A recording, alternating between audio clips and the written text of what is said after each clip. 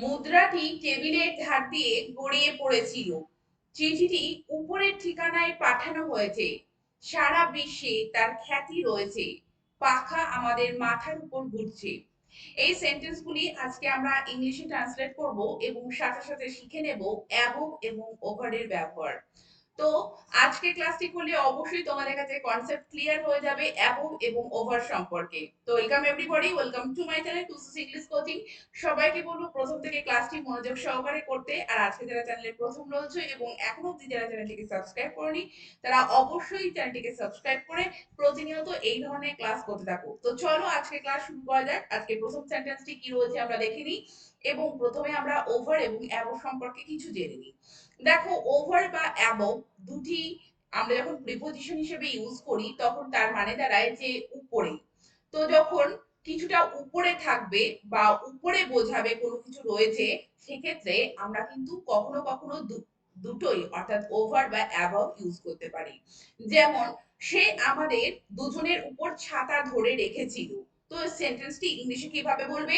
C held umbrella over both of us, বা এভাবে বলতে পারো she held umbrella above both of us. তো দুভাবে কিন্তু তোমরা সেন্টেন্সটিকে বলতে পারো।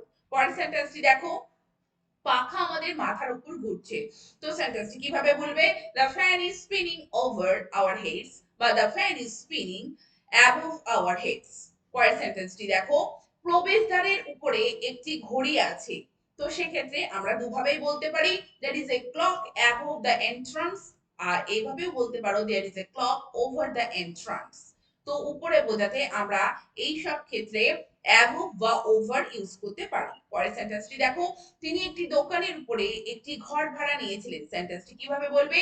C rented a room over a shop, বা she rented a room above a shop. আমরা যে কোনো দুভাবেই আমরা কিন্তু সেন্টেন্সটিকে ওভার বা অ্যাবভ ইউজ করে বলতে পারি। এইবার দেখো যে আমরা ওভার বা অ্যাবভ কোনো কিছু উপরে আছে বোঝালেও কিছু কিছু ক্ষেত্রে কিন্তু আমাদেরকে ওভারই ইউজ করতে হবে। কোন কোন ক্ষেত্রে সেগুলো আমরা একটু মনে রেখে দেব। দেখো, কোনো কিছু ওভার মিন্স কভারিং, অর্থাৎ কোনো কিছু আচ্ছাদিত হয়ে আছে কিছু দিয়ে, সেক্ষেত্রে আমরা কিন্তু আমাদেরকে ওভার ইউজ করতে হবে। অন দ্য আদার সাইড, অর্থাৎ এক প্রান্ত থেকে অন্য প্রান্তে কেউ যাচ্ছে বা কিছু যাচ্ছে, সেক্ষেত্রে আমাদেরকে ওভার ইউজ করতে হবে। From one side to another, একটা সাইড থেকে অন্য সাইডে যেটা চলে যাচ্ছে সেক্ষেত্রে আমাদেরকে ওভার ইউজ করতে হবে। ফলিং ডাউন ফ্রম সামহার, কোন জায়গা থেকে কিছু নিচে পড়ে যাচ্ছে সেক্ষেত্রে আমাদেরকে ওভার ইউজ করতে হবে। Spending time with meals food drink, অর্থাৎ কোনো কিছু খাবারের সাথে সময় কাটানো, সেক্ষেত্রে আমরা কিন্তু ওভার ইউজ করব। আর হরাইজন্টাল মুভমেন্টের ক্ষেত্রেও কিন্তু আমরা ওভার ইউজ করব।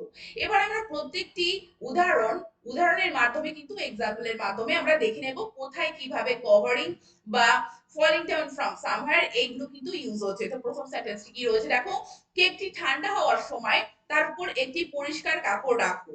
তো কিভাবে বলবে? Put a clean cloth over the cake while it cools, put a clean cloth over the cake while it cools। তো যখন কেকটি ঠান্ডা হচ্ছে তার উপর পরিষ্কার কাপড় রাখো, অর্থাৎ কেকটিকে আচ্ছাদিত করে দাও বা কভার করে দাও, সেক্ষেত্রে আমরা কিন্তু ওভার এই প্রিপজিশনটি ইউজ করব। তো দেখো, এখানে ওভার ইউজ হচ্ছে, আমরা কিন্তু অ্যাবভ এখানে ইউজ করতে পারবো না। পরের সেন্টেন্সটি দেখো, সে গেটের উপর দিয়ে লাফ দিয়ে গিয়েছিল, অর্থাৎ এক প্রান্ত থেকে অন্য প্রান্তে গিয়েছিল। সেক্ষেত্রে এইরকম সেন্টেন্সের ক্ষেত্রে আমরা কিভাবে বলবো? She jumped over the gate, she jumped over the gate, অর্থাৎ এক প্রান্ত থেকে অন্য প্রান্ত গিয়েছিল। পরের সেন্টেন্সটি দেখো, মুদ্রাটি টেবিলের ধার দিয়ে গড়িয়ে পড়েছিল। কিভাবে বলবো?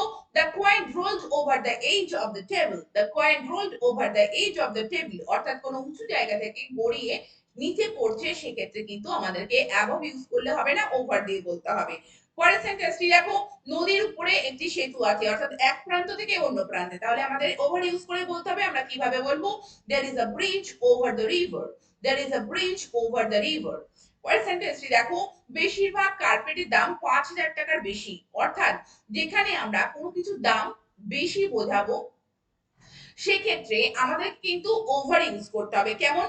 Most of the carpet cost over 5,000, most of the carpets cost over rupees 5,000, বা এইভাবে বলতে পারো most of the carpets are over 5,000। তো দেখো এখানে কোনো কিছু দাম বেশি অর্থে আমরা কিন্তু অ্যাবভ ইউজ করতে পারবো না, আমাদেরকে ওভার ইউজ করতে হবে। পরের সেন্টেন্সটি দেখো, এক কাপ কফি নিয়ে তারা আড্ডা দিচ্ছিল, অর্থাৎ কোনো কিছু খাবারের সাথে কোনো টাইম স্পেন্ড করা, সেক্ষেত্রে আমরা ওভার ইউজ করবো এবং সেন্টেন্সটি বলবো they were chatting over a cup of coffee, they were chatting over a cup of coffee. পরের সেন্টেন্সটি দেখো, দুপুরে খাবার খেতে তার বেশি সময় লাগে না, অর্থাৎ খুব তাড়াতাড়ি সেই কাজটা কমপ্লিট করে ফেলে।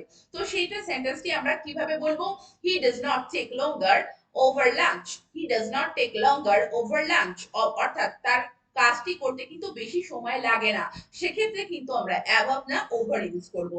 এবার দেখো হরাইজন্টাল মুভমেন্টের ক্ষেত্রে আমরা কি বলবো, ওভার দিয়ে কিন্তু বলতে হবে। পাখিটি গাছের উপর দিয়ে উড়ে যাচ্ছিল, কিভাবে বলবো, the bird was flying over the tree, the bird was flying over the tree. তো হরাইজন্টাল মুভমেন্টের ক্ষেত্রে আমাদের কিন্তু অ্যাবভ না, আমাদের এই ক্ষেত্রে কিন্তু ওভার ইউজ করতে হবে।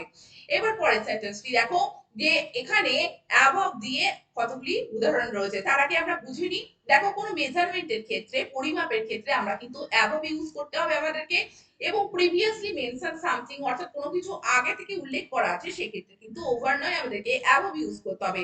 যেমন প্রথম এক্সাম্পলটি দেখো, আগামীকাল অন্তত তাপমাত্রা হিমাঙ্কের উপরে উঠবে, আগামীকাল অন্তত তাপমাত্রা হিমাঙ্কের উপরে উঠবে। সেন্টেন্সটি কিভাবে বলবে, at least temperature will rise above freezing tomorrow, at least temperature will rise above freezing tomorrow। তো দেখো আগামীকাল অন্তত তাপমাত্রাটা হিমাঙ্কের উপরে উঠবে, তো সেক্ষেত্রে দেখো এই যে হিমাঙ্কের উপরে উঠবে, এক্ষেত্রে কিন্তু আমরা ওভার বলবো না, মেজারমেন্টের ক্ষেত্রে এক্ষেত্রে কিন্তু আমরা অ্যাবভ ইউজ করে সেন্টেন্সটি বলবো। পরের সেন্টেন্সটি দেখো, চিঠিটি উপরের ঠিকানায় পাঠানো হয়েছে, অর্থাৎ আগে থেকে যে মেনশন করা সেইটা হয়েছে, সেই ঠিকানায় কিন্তু পাঠানো হয়েছে, কিভাবে বলবে, the letter was sent to the above address, the letter was sent to the above address।